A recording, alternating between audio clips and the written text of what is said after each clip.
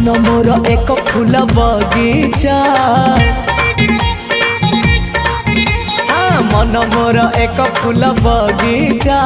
बिछे देइछि प्रेम गालीचा चली आस सेई बाटे खोजुछि मु साथी गोटे सुंदरी सुनयना ना ना झुमता ना ना ना आस सुनयना झुमता ना ना ना आस सुनयना झुमता ना ना ना ना आस सुनयना झुमता ना ना ना आस सुनयना।